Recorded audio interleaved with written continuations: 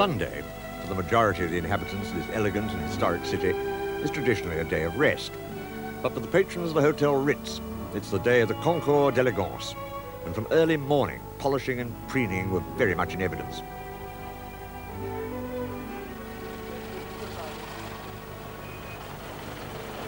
As the great moment neared, the last touches were added, and the élégance was much in evidence. No car buff eye, but clearly the atmosphere was getting to me. I mean, I couldn't resist adding a touch or two of my own.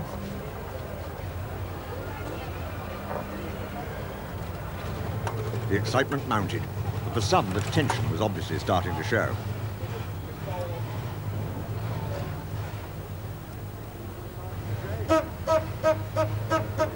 Hey! Go! You go to the tent and you smile for about 15 seconds. 15 seconds. You look at your watch and then you move on round, which is telling you exactly what you know. Lovely. A few final instructions and the concours was underway. This 1906 T3040 Tourer was the oldest car in the event. Noted in its day for the unique construction of the engine and gearbox, it was driven by Fausto Saavedra, president of the veteran division of the Auto Club of Spain, who had brought it into the rally just for the day.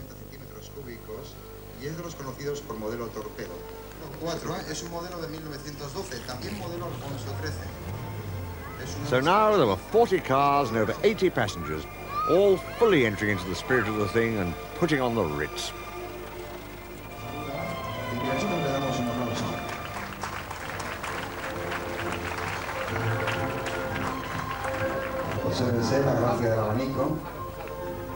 Muchas gracias.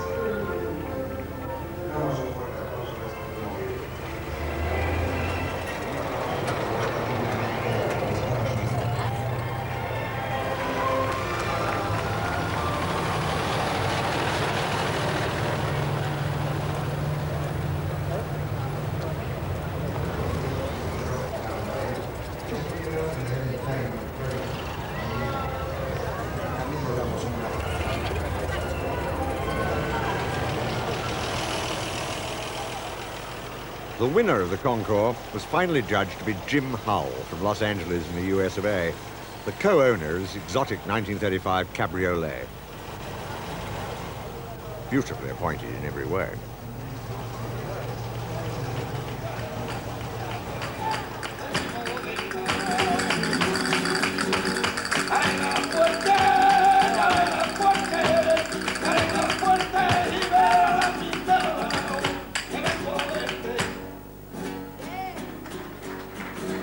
The gala dinner that evening, to celebrate the laying of the foundation stone upon which this regal pile was built, was traditionally presented in both its music and cuisine, and some of us were moved to join in.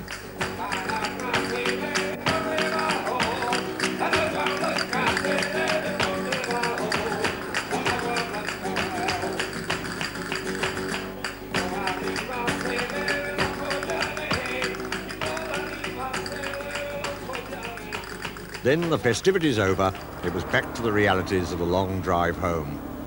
Passing the magnificent palace at El Escorial and climbing into the mountains, there were mixed fortunes. Celebrating his most popular award for tenaciously working a 14-hour stint with his wife and 2 local mechanics to overcome his earlier engine problems, a triumphant Tim Hewison pulled in to enjoy the view.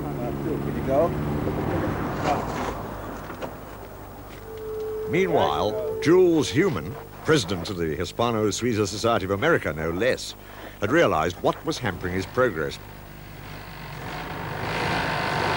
Not charging. Yeah, the next stop I'll regulate the voltage regulator so it'll come up. Okay. Gentlemen, I thank you very much. Without you, without BBC...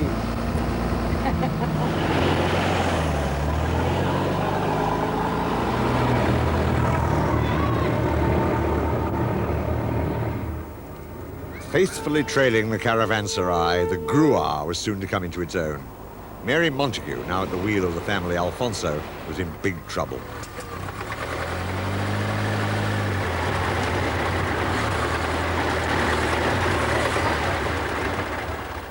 Oh, well. Bad.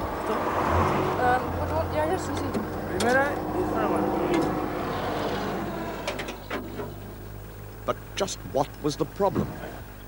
The valves, making a really horrible noise about sort of a couple of miles back, and so we thought we'd stop and have a look, and it's getting really bad, so we thought we'd stop, and then luckily the mechanics came along and just in time and listened in and said, oh no, it's not good, and somebody else stopped and said, no, it's not good, you shouldn't carry on, we'll try and fix it tonight. Perhaps someone will have a spare,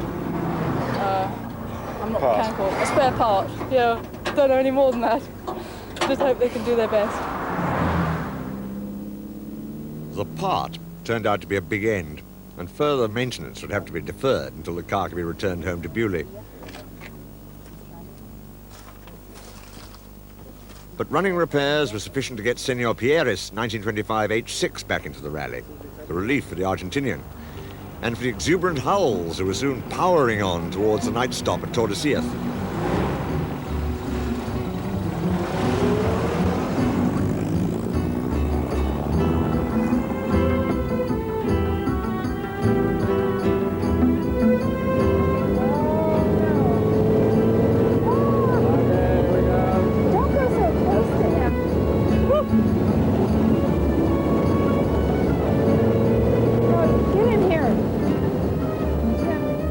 This infectious joie de vivre, coupled with the ability to sweep grandly across the plains of Europe, unleashed within me a quiver of desire, perhaps to join the Hispano-owning elite. But how difficult would that be? I intercepted Charles Howard. Charles, most of the souls here, 99% probably, are enthusiasts, pure and simple, and the rest. But you are actually trade. I'm trade, yes. Beyond the pale. You deal in these. I deal in them. Tell me one small thing. First of all, are there any yet undiscovered Hispanos somewhere halfway up a mountain in Bolivia or anything like that? I would think very, very few. Maybe one or two lurking in the odd chateau in France, but the chance of finding a Hispano-Suiza in a barn are about as good as finding a Goya in a junk shop in Southend. So how, therefore, are we going to come across one? You'd read the specialist magazines, study the top dealers, and subscribe to the catalogue of the auctioneers.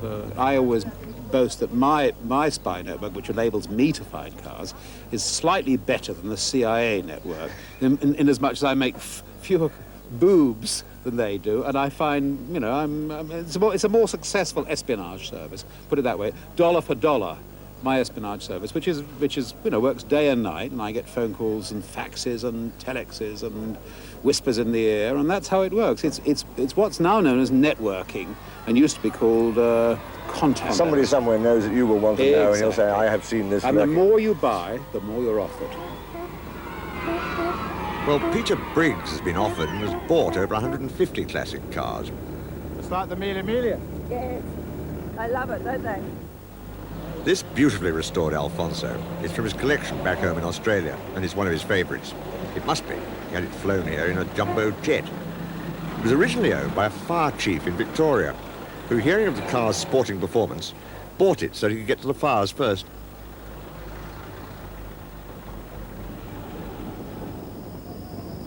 And so to the final stage of an event that had become not so much a rally, more a grand tour. As the cars toiled through the hills around Cervera de Pisuerga, there was a mounting sense of satisfaction. Even elation.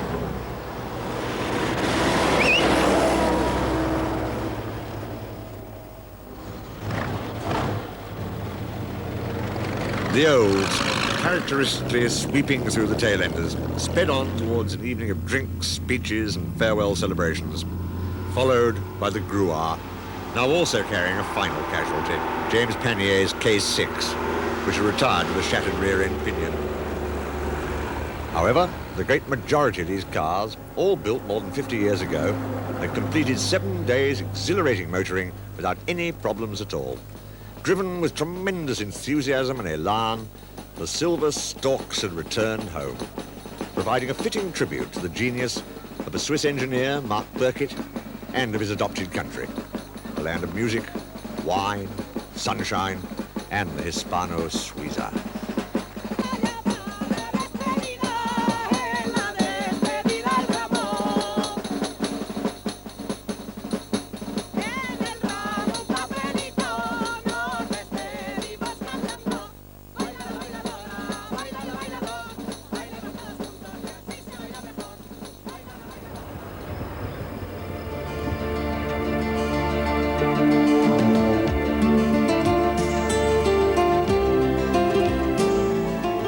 Next week at the same time, Top Gear features a classic rally from Tower Bridge to Cortina in Italy.